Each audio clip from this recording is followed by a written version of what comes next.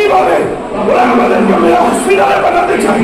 আর আমরা ঠিক করেছি বাংলার এই অপশাসন ক্ষমতার থেকে যদি মুক্তি না দিতে পারি তাহলে আমরাও বিজেপি করি না।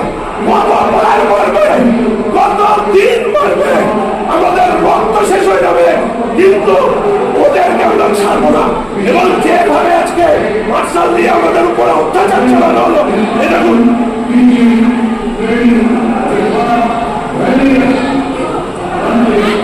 দেখুন চশমা পর্যন্ত এইভাবে ঘুরিয়ে দিয়েছে, ঘোরের মধ্যে ফেলেছে।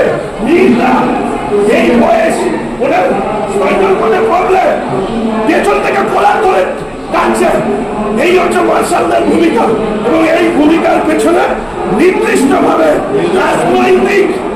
রাজনৈতিক ডাইরেকশন ছিল, পলিটিক্যাল ডাইরেকশন। আনন্দিরা মারায় তার গায়ে হাত দেওয়া হয়েছে। এই চলছে বিধানসভার অভ্যন্তরে রাজ্যে দুষ্কৃতি আর পুলিশদের দিয়ে বিরোধী কণ্ঠস্বর চুপ করানো হয়, আর এখানে মার্শাল দিয়ে আমাদেরকে মারা হচ্ছে। এই চলবে, ভারতীয় জনতা পার্টি মেনে নেবে।